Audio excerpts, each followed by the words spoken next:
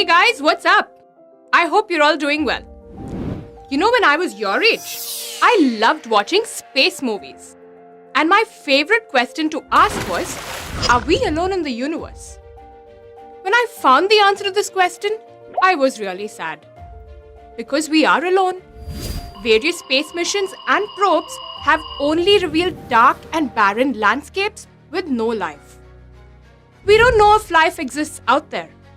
But we do know that in our solar system, life exists on one planet. Yes, Earth. So what makes our Earth so unique and special? Well, it's a combination of different factors, like our ambient temperature, our wonderful atmosphere, and some other stuff. Curious to know what these other stuff are? Well, those are our natural resources. That's something you've heard before, I'm sure. So what do these words mean? Let's find out. Well, a resource is any material that is capable and useful for the requirements of all living organisms. And what are natural resources? They are the materials created and supplied by nature for the requirements of all living organisms. And these natural resources are freely available in nature for our use. So let's have a look at some of these natural resources. Natural resources include water, forests, wildlife, land, soil, minerals, microorganisms, and fossil fuels. All of these resources are not evenly distributed worldwide and can be used either directly in its raw form or indirectly once they are processed. Now, all these natural resources are not equally abundant.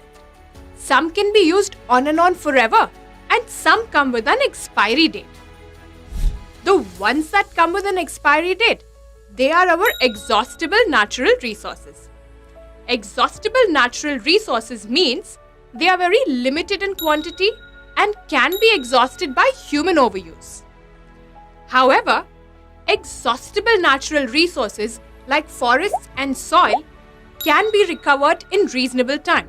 So, they are called renewable resources. Whereas fossil fuels, they cannot be recovered in reasonable time and are therefore considered non-renewable resources. Now this other abundant group, they are our inexhaustible natural resources. These guys are unlimited in quantity and can never be depleted by human overuse. They remind me of an unlimited buffet. Doesn't it remind you of the same? Anyway, jokes apart.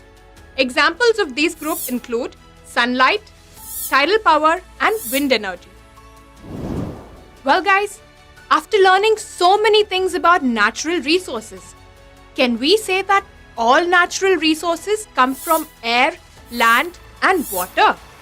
Yes, we can. And all of these natural resources are derived from three crucial components of the Earth.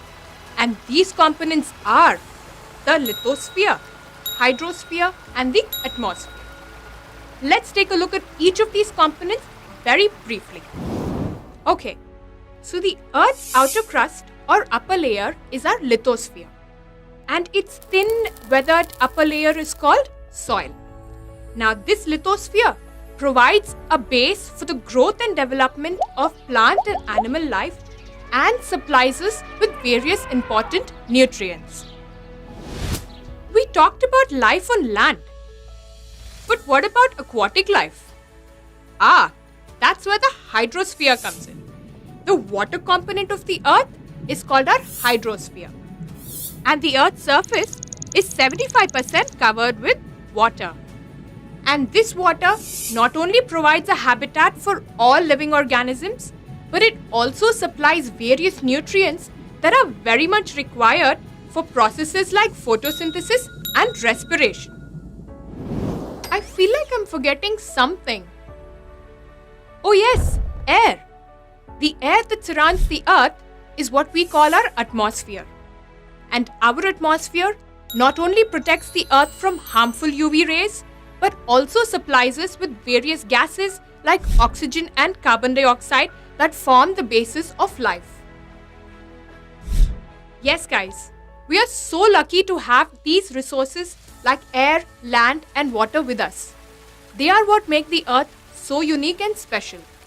And this life supporting zone, where the lithosphere, hydrosphere, and the atmosphere come together, is called our biosphere. Now, this life supporting biosphere can be split into two components.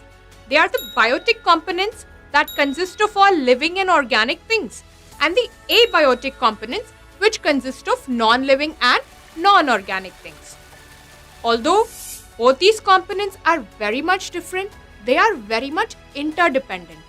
One cannot exist without the other. Hope you enjoyed this brief introduction to natural resources, and I hope you stay tuned for more.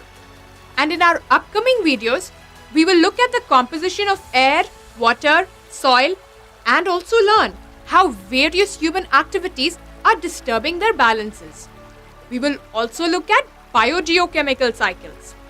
But for now, let's quickly summarize what we have learned today. Natural resources are the materials created and supplied by nature for the requirements of various living organisms, including humans. Their examples include land, soil, water, air, microorganisms, forests, and fossil fuels. Natural resources are of two kinds: exhaustible and inexhaustible natural resources. Exhaustible natural resources are very limited in quantity and can be depleted by human overuse. Inexhaustible natural resources are in unlimited quantities and cannot be depleted by human activity. The Earth's outer crust or land is called the lithosphere. The water component of the Earth is called hydrosphere.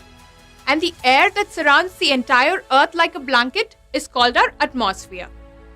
The life-supporting zone of the Earth, where the lithosphere, hydrosphere, and the atmosphere interact, is called our biosphere, which is further divided into biotic and abiotic components.